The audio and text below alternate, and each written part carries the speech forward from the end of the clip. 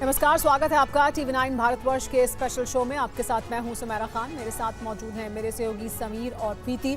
शुरुआत करते हैं इस बड़ी खबर के साथ जो राजस्थान के जयपुर से आ रही है, जहां बीजेपी प्रदेश अध्यक्ष मदन राठौड़ के सामने ही दो बड़े नेता आपस में भिड़ गए। अल्पसंख्यक मोर्चा के पूर्व पदाधिकारी जैकी को प्रदेश महामंत्री जावेद कुरैशी ने थप्पड़ जड़ दिया। करीब 1 मिनट तक दोनों नेताओं के बीच नूरा कुश्ती चलती रही। नेता छुड़ाते रहे लेकिन दोनों नेता एक दूसरे को मारते रहे। बड़ी मशक्कत के बाद दूसरे बड़े नेताओं ने इन दोनों नेताओं को एक दूसरे से अलग किया। आपको ये पूरा मामला समझा देते हैं। जयपुर में अल्पसंख्यक मोर्चा की बैठक थी जिसमें प्रदेश अध्यक्ष मदन राठौड़ पहुंचे थे, जिनको मंच तक अल्पसंख्यक मोर्चा के पूर्व पदाधिकारी जैकी एस्कॉर्ट करते हुए ले जा रहे थे। तभी मंच से पहले अल्पसंख्यक मोर्चे के प्रदेश महामंत्री जावेद कुरैशी ने उन्हें रोका, जिसके बाद दोनों के बीच कहासुनी होने लगी और फिर जावेद कुरैशी ने एक थप्पड़ जड़ दिया।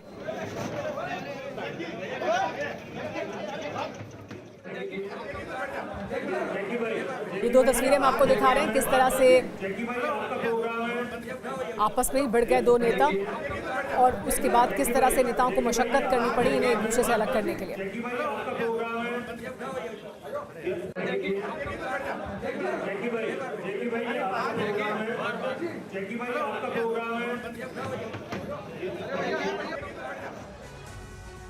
और राजस्थान विधानसभा में सत्ता पक्ष और विपक्ष के बीच 6 दिन से चल रहा गतिरोध आज भी जारी रहा। कांग्रेस विधायकों ने डमी विधानसभा लगाकर प्रदर्शन किया। हाथों में तख्तियां लिए विधानसभा के बाहर अनोखा प्रदर्शन कर रहे ये राजस्थान कांग्रेस के विधायक हैं। विधानसभा में इन्हें बात रखने का मौका नहीं मिला तो सड़क पर ही डमी विधानसभा लगाकर सदन की कार्यवाही का मंचन शुरू कर दिया। इस मॉक विधानसभा में घनश्याम मेहर को डमी अध्यक्ष बनाया गया। बाकी कांग्रेस विधायक सदन के सदस्य बने। विधायकों के डमी विधानसभा अध्यक्ष से सवाल जवाब भी किए गए, जिसका मजाकिया अंदाज में जवाब भी दिया गया। आप खुद स्पीकर बने हैं, कैसा लगा? सबसे पहले तो स्पीकर बहुत अच्छा लगा। मेरा मानना है कि आजादी के बाद अब ऐसा महसूस होता है कि लोकतंत्र और संविधान इस देश में कमजोर पड़ता जा रहा है। देखिए, जनता के मुद्दे जो है सदन के अंदर उठने चाहिए, वो हमने यहाँ उठाने का प्रयास किया है। सरकार से जवाब मांगने का काम हम लोग कर रहे हैं कि सरकार कहीं तो जवाब दे। मॉक विधानसभा चली, उसमें हमारा उद्देश्य यही था कि जिस तरीके से सदन चल रहा है उसी तरीके से अध्यक्ष जी का बिहेव था और उसी तरीके से हमारे सवाल पूछने का, एक भी सवाल का जवाब जिस तरीके से नहीं आ रहा उसी तरीके से मॉक विधानसभा चली है। संभल से बड़ी खबर आ रही है। संभल मस्जिद की रंगाई पुताई के निरीक्षण के लिए ASI की टीम संभल पहुंच चुकी है। इलाहाबाद हाईकोर्ट के आदेश पर यह टीम संभल पहुंची है। टीम में ASI के 3 अफसर शामिल हैं। टीम में जॉइंट डायरेक्टर मदन चौहान, जुल्फिकार अली और विनोद सिंह रावत शामिल हैं। ASI को रंगाई की जरूरतों का आकलन कर कल हाईकोर्ट में रिपोर्ट पेश करनी है।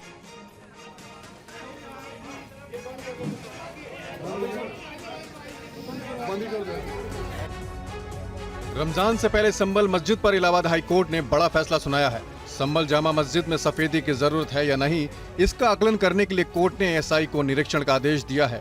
कोर्ट ने SI से कल तक रिपोर्ट मांगी है। कोर्ट ने कहा है कि रंगाई पुताई का काम बिना कमेटी की निगरानी के ना किया जाए। रंगाई पुताई के काम के लिए कोर्ट ने 3 सदस्यीय कमेटी बनाने के लिए कहा है। आपको बता दें कि जामा मस्जिद कमेटी ने मस्जिद की पुताई के लिए SI से अनुमति मांगी थी। फिलहाल संभल में जामा मस्जिद के आसपास सुरक्षा और बढ़ा दी गई है। CCTV से नजर रखी जा रही है। सभी बिंदुओं पर पुलिस बल तैनात है, पर्याप्त पुलिस बल लगाई गई है और किसी भी आपात स्थिति से निपटने के लिए पूरी तरह पुलिस तैयार है और शांति व्यवस्था स्थापित की जाएगी। सर, क्या CCTV के कैमरे की व्यवस्था भी की गई है? क्या पुलिस फोर्स भी अतिरिक्त लगाया गया है? CCTV और ड्रोन के माध्यम से सुरक्षा व्यवस्था परखी जा रही है, साथ ही निगरानी की जा रही है, जिससे भी किसी भी आपात स्थिति और संवेदनशील स्थिति से निपटा जा सके। और पुलिस सुदृढ़ता से अपना कार्य कर रही है और शांति व्यवस्था कायम रखने के लिए पुलिस दृढ़ संकल्प है। संभल मस्जिद से जुड़ी एक और बड़ी खबर आ रही है। दिल्ली से जमीयत की टीम भी संभल पहुंची है। जमीयत संभल हिंसा में मारे गए लोगों के परिजनों को 1 लाख की मदद देगी।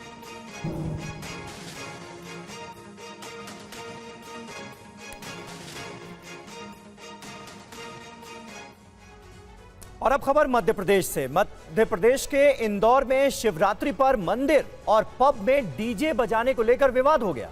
इस मामले पर अब हिंदू संगठन कार्रवाई की मांग कर रहे हैं। ये पूरा मामला क्या है, इस रिपोर्ट में देखिए।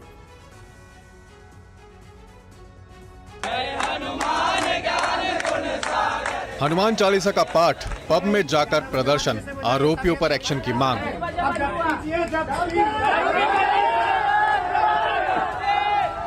तस्वीरें इंदौर में हुए हिंदूवादी संगठनों के प्रदर्शन की है। महाशिवरात्रि के दिन हुए विवाद के विरोध में यह प्रदर्शन किया गया। हिंदूवादी संगठनों ने पब में जाकर हनुमान चालीसा का पाठ किया और इस विवाद पर विरोध जताया। 11 बजे बाद तो ये वीडियो अपन माननीय मुख्यमंत्री जी तक भी पहुंचाएंगे और जन जन तक पहुंचाएंगे कि 11 बजे बाद प्रशासन ने साथ किसका कितना दिया। यदि हिंदुओं को दबाने के लिए सर आज 11 बजे कर लेते हैं और ये बहुत गलत चीज है कि और ऐसे ही अपन 11 बजे उनको भी बंद कराएंगे। मंदिर समिति का आरोप है कि पुलिस ने मंदिर का साउंड सिस्टम बंद कराया, चल रहे साउंड को बंद नहीं कराया। वही इस मामले पर इंदौर पुलिस का कहना है कि देर रात तक डीजे चल रहा था, जिस पर नियमों के मुताबिक कार्रवाई की गई। थाना विजयनगर में एक कोलाहल अधिनियम के तहत एक पब पर कार्रवाई की गई है। इस पर आपको 11:30 बजे उनके निर्देश है कि 11:30 बजे उसको बंद किया जाना है, लेकिन 11:30 बजे के बाद भी जो रिवॉल्यूशन पब है उसके द्वारा बंद नहीं किया गया था। और तो कोलाहल अधिनियम के तहत जो डीजे बंद न करने पर कोलाहल अधिनियम के तहत उस पब वाले पब के खिलाफ कार्रवाई की गई है। महाशिवरात्रि पर हजारीबाग में हिंसक झड़प के बाद पुलिस ने कई लोगों के खिलाफ केस दर्ज किया है। इलाके में पुलिस छावनी बनाई गई है और स्थिति नियंत्रण में है। महाशिवरात्रि के मौके पर झारखंड के हजारीबाग में हुए हिंसक झड़प मामले में अब पुलिस की ओर से एक्शन का दौर शुरू हो गया है। इस मामले में झारखंड पुलिस ने अब तक 200 अज्ञात और 45 नामजद लोगों पर केस दर्ज किया है। वहीं फोटो और वीडियो के आधार पर उपद्रवियों की पहचान की जा रही है। प्रशासन की ओर से लगातार अपील की जा रही है कि आप अफवाहों पर ध्यान न दें। वही हिंसक झड़प के बाद पूरे इलाके को पुलिस छावनी में तब्दील कर दिया गया है। घटना के बाद 3 थानों की पुलिस इचाक थाना के डुमरौन गांव में कैंप कर रही है। बता दें कि कल झारखंड के हजारीबाग में इचाक प्रखंड के डुमरौन गांव में 2 संप्रदायों के बीच हिंसक झड़प हुई थी, जिसमें 12 से अधिक लोग घायल हो गए थे। वहीं 6 से अधिक गाड़ियों को आग के हवाले कर दिया गया था। झंडा बांधने और साउंड सिस्टम लगाने को लेकर विरोध हुआ था, जिसके बाद ये घटना घटी। दोनों पक्षों के बीच करीबन 1 घंटा स्कफल हुआ, लेकिन हम लोगों ने इमीडिएट हमारे जो पुलिस पदाधिकारी हैं, प्रशासनिक पदाधिकारी हैं, सभी वहां गए। फोर्स काफ़ी संख्या में गई और अभी स्थिति नियंत्रण में है। हमने फोर्स और मैजिस्ट्रेट्स का भी डेपुटेशन कर दिया है। और वहीं बाराबंकी के सथरिक में माता मंदिर में महाशिवरात्रि मेले के दौरान जबरदस्त बवाल मच गया। पुलिस के साथ मारपीट तक की गई। हवाई फायरिंग से पूरा पंडाल थर्रा उठा। देखिए पूरी खबर। गोली मारो, पुलिस के हाथ में पिस्तौल, हवाई फायर, पीछे हटने की चेतावनी। तस्वीरें यूपी के बाराबंकी की है। नौटंकी के पंडाल में पुलिस को आत्मरक्षा में हवाई फायरिंग करनी पड़ी। गोली मारो। परी माता मंदिर में बिना अनुमति नौटंकी पर विवाद हुआ। भीड़ ने पुलिस के साथ हाथापाई की। इसके बाद पुलिस एक्शन में आई और हवा में गोलियां दाग दी। दरअसल बाराबंकी के सथरिक इलाके में परी माता मंदिर में महाशिवरात्रि का मेला लगा था। यहाँ रात के वक्त कुछ लोगों ने बिना इजाजत के नौटंकी का आयोजन करने की कोशिश की। पुलिस के मुताबिक नौटंकी के लिए कोई आधिकारिक इजाजत नहीं ली गई थी। पुलिस के बार बार मना करने के बावजूद लोगों ने नौटंकी करने की जिद पकड़ ली। इस दौरान भीड़ ने पुलिस पर दबाव बनाना शुरू कर दिया। स्थिति तब और बिगड़ गई जब कुछ लोगों ने पुलिस के साथ हाथापाई शुरू कर दी। पूरे पंडाल में हंगामा खड़ा हो गया। बवाल तेजी से बढ़ रहा था। मौके की नजाकत को भांपते हुए पुलिस एक्शन में आई और भीड़ को काबू करने के लिए पुलिस को आत्मरक्षा में हवा में पिस्टल लहरानी पड़ी और हवा में फायर करने पड़े। अब इस घटना का वीडियो सामने आया है। भीड़ को खदेड़ने के लिए पुलिस को कड़ी मशक्कत करनी पड़ी। भारतीय जनता पार्टी की पूर्व सांसद अंजू बाला का एक रील सोशल मीडिया पर खूब वायरल है। इसमें वो बुलडोजर पर चढ़कर डांस करती दिख रही हैं।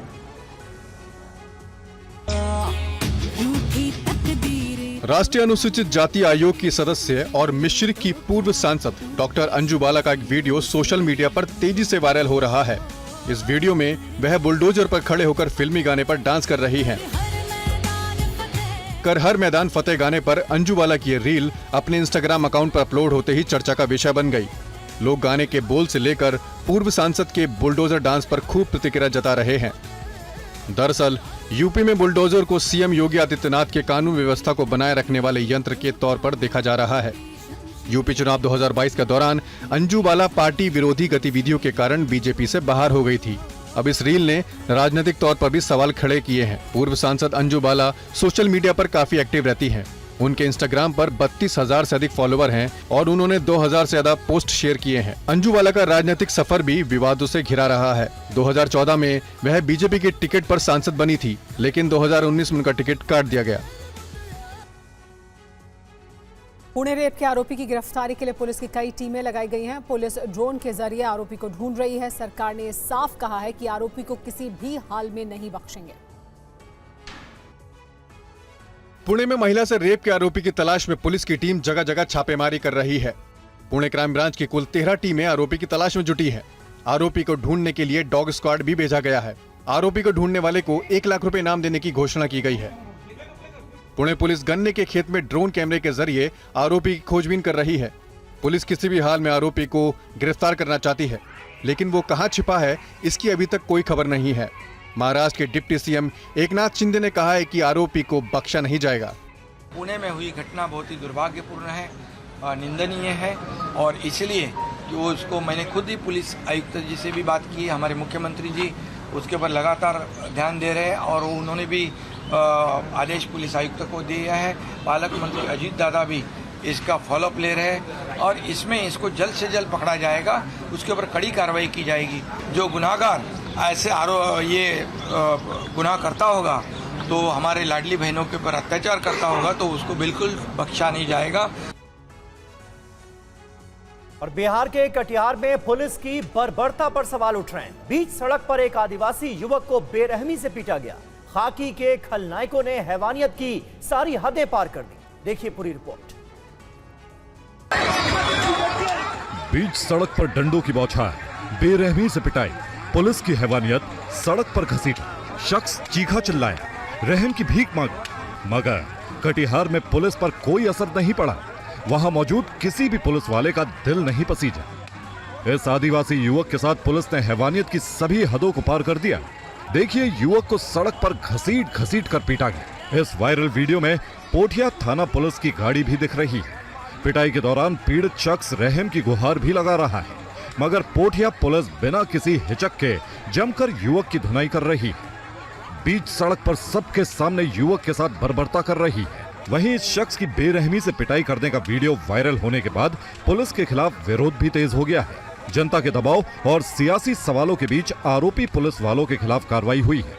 कटिहार के पुलिस अधीक्षक वैभव शर्मा ने तत्काल कार्रवाई करते हुए सभी दोषी पुलिस कर्मियों को निलंबित कर दिया है। इसके अलावा इस मामले में एफआईआर भी दर्ज की गई है। और बीजेपी विधायक नीलम पहलवान ने अपने क्षेत्र नजफगढ़ का नाम बदलने की मांग की है। उन्होंने नजफगढ़ का नाम बदलकर नाहरगढ़ किए जाने की मांग की है। नीलम ने और क्या कहा है, आइए सुनिए। दिल्ली में अब बीजेपी की सरकार है। दिल्ली के कई इलाकों के नाम बदलने की मांग जोर पकड़ने लगी है। बीजेपी विधायक नीलम पहलवान ने विधानसभा में नजफगढ़ का नाम बदलकर नाहरगढ़ रखने की मांग की है। उन्होंने विधानसभा में बताया कि 1857 के विरोध में राजा नाहर सिंह ने लड़ाई लड़ी और नजफगढ़ क्षेत्र को दिल्ली के क्षेत्र में शामिल किया था। हमने कई बार अपील की, कई हमारे जब सांसद परवेश वर्मा जी थे, इनके माध्यम से भी हमने बड़ा कोशिश की कि हमारे नजफगढ़ का नाम नाहरगढ़ बदल दिया जाए। हम एक मिलकर आवाज उठाए और मुझे आपसे बड़ी उम्मीद है कि इस लड़ाई में पूरा सदन, आदरणीय हमारे सीएम साहिबा जी और आप सब मेरा सपोर्ट करेंगे। वहीं आर के पुरम के विधायक अनिल शर्मा ने मोहम्मदपुर गांव का नाम माधवपुरम करने की मांग की है। दिल्ली के नाम बदलने की मांग पहली बार नहीं हुई है। ऐसी मांग पहले भी सामने आ चुकी है। पहले मुस्तफाबाद का नाम बदलने की मांग विधायक मोहन सिंह बिष्ट ने की थी। वहीं नाम बदलने के प्रस्ताव पर नजफगढ़ के स्थानीय लोगों का क्या कहना है, देखिए ये ग्राउंड रिपोर्ट। नजफगढ़ हटा के औरंगजेब से पहले का नाम यानी नाहरगढ़ दिया जाना चाहिए। ऐसा होना चाहिए या नहीं होना चाहिए? होना चाहिए। नाहरगढ़ था पहले, नजफगढ़ बाद में हुआ है और नजफगढ़ नाहरगढ़ हो जाना चाहिए। नाहरगढ़ हाँ, विधायक जी ने ठीक किया है, तो ये होना ही चाहिए। होना चाहिए। वजह क्या है, आप ऐसा क्यों चाहते हैं? नहीं, पुराना जो इतिहास है उसी को कायम रखना चाहिए। अब जो बीच में कुछ चीज़ें बदल दी गई है ना, उनको ठीक होना जो बहुत जरूरी है। अच्छा, जो चीज़ें बदली गई उनको पुरानी तरह ठीक होना चाहिए। बिल्कुल। औरंगजेब ने नाम बदला था इसका औरंगजेब के समय में, तो अब ये बताइए नजफगढ़ होना चाहिए नाहरगढ़? देखो नाहरगढ़ भी वैसे सही है, पर लेकिन जैसे नजफगढ़ सारे जगह मशहूर है, सबको पता है नजफगढ़ इस इलाके पे है। अब जैसे नए नए लोग आने वाले हैं, सबको नजफगढ़ का मालूम है। मेरा अपने एक्सपीरियंस बताऊं तो मेरे को नजफगढ़ ओके लगता है। नजफगढ़ ओके लगता है। नाहरगढ़ ही होना चाहिए क्योंकि उसका ऐतिहासिक प्रमाण भी है और नाहरगढ़ ऐसे ही नहीं रखा गया। नाहरगढ़ के पीछे बहुत बड़ी सोच है। ये एक हम लोगों को एक दबाने की साजिश थी जिसकी वजह से नजफगढ़ नाम रखा गया था। और सीएजी रिपोर्ट पर बीजेपी विधायक ओपी शर्मा ने कहा कि दिल्ली में पहले आदमी 3-3 पैक पीता था, फ्री होने के साथ ही 6-6 पैक पीने लगा और फिर एक के साथ एक फ्री होने की वजह से 9-9 पैक पीने लगा। इकोनॉमिक वीकर सेक्शन जहां जे क्लस्टर है, आबकारी पॉलिसी कहती है कि आप वहां दुकान खोल नहीं सकते क्योंकि वहां इकोनॉमिक वीकर सेक्शन को हमने इस शराब से दूर रखना है। ये सरकार की एक घोषित नीति है। लेकिन उन्होंने जे क्लस्टर के बाहर भी न केवल शराब की दुकानें खोली, उनको प्रोत्साहित किया, एक के ऊपर एक शराब दी और जब एक के ऊपर एक शराब दी, जो आदमी 3 पैक पीता था उसने 6 और 6 से 9 पैक पीने चालू कर दी। अब हुआ क्या, दिल्ली में लाखों लोग, उनकी किडनी और फेफड़े खत्म हो गए। और लखनऊ के आशियाना इलाके में एक शख्स ने अपनी पत्नी और बच्चों को घंटों बंधक बनाकर रखा। कई घंटों की मेहनत के बाद पुलिस ने पत्नी और बच्चों को उसके चंगुल से छुड़ाया। देखिए कैसे ये शख्स पुलिस से भी नहीं डर रहा, घर की बालकनी से नीचे झांक रहा है। पुलिसकर्मी इस शख्स से बात भी कर पा रहा है लेकिन इस पर कोई असर नहीं होता है। दरअसल लखनऊ के आशियाना इलाके में सरफिरे पति ने पत्नी और 2 बच्चों को जबरन घर में बंधक बनाकर धार्मिक अनुष्ठान के नाम पर जमकर बवाल किया। इस दौरान वो अपने सर पर भभूत लगाकर चाकू लेकर छत पर घूमता रहा, जबकि पत्नी और बच्चे घर के बाहर निकलने की गुहार लगाते रहे। पड़ोसियों की सूचना पर पहुंची पुलिस और दमकल ने करीब 3 घंटे की मशक्कत के बाद आरोपी को गिरफ्त में लिया और परिवार को सकुशल बाहर निकाला। आरोपी राम सागर यादव पत्नी रामकली और अपनी विवाहित बेटी डिंपल और छोटू के साथ रहते हैं। राम सागर यादव सचिवालय में लाइनमैन की नौकरी करते हैं। बुधवार को उसने अनुष्ठान करने के नाम पर परिवार के लोगों को एक कमरे में बंद कर दिया और लकड़ियां जलाकर घर के अंदर हवन करना शुरू कर दिया। इसी बीच परिवार के लोग घर के बाहर निकलने की गुहार लगाते रहे। धुएं के चलते उन्हें सांस लेने में भी दिक्कत होने लगी। पुलिस ने राम यादव का शांति भंग करने की धारा में चालान काटा है और चेतावनी भी दी है। पीएम मोदी के मेक इन इंडिया पहल के शानदार नतीजे सामने आए हैं। भारतीय सेना की जरूरतों को पूरा करने के लिए भारतीय कंपनियां अब हथियार और सैन्य उपकरण बना रही हैं। साथ ही भारत बड़े पैमाने पर निर्यात भी कर रहा है। इसी पर यह रिपोर्ट देखिए। रक्षा क्षेत्र से जुड़ी भारतीय कंपनियों ने मेक इन इंडिया के तहत शानदार उपलब्धि हासिल की है। रक्षा मंत्री राजनाथ सिंह के मुताबिक 2023-24 में भारत का रक्षा उत्पादन 1.27 लाख करोड़ रहा, जबकि 2023-24 में भारत में होने वाला रक्षा निर्यात 23,000 करोड़ पहुंच गया। भारत का लक्ष्य 2029 तक 50,000 करोड़ का लक्ष्य हासिल करना है। भारत ने गोला बारूद के उत्पादन में 88% आत्मनिर्भरता हासिल कर ली है। रक्षा मंत्री ने संभावना जताई है कि अगले 5 साल में भारत का रक्षा उद्योग 300 से $350 बिलियन का होगा। आधुनिक जरूरतों के मुताबिक AI warfare, cyber security, AI chip manufacturing, quantum technology के इस्तेमाल पर जोर दिया जा रहा है। Robotics, drone technology, AR/VR technology पर लगातार रिसर्च किया जा रहा है। राजनाथ सिंह ने कहा कि रक्षा के क्षेत्र में IIT का बड़ा योगदान रहा है। उन्होंने छात्रों से ऐसी टेक्नोलॉजी इनोवेशन पर काम करने को कहा है जो आधुनिक वॉरफेयर की जरूरतों को पूरा कर सके।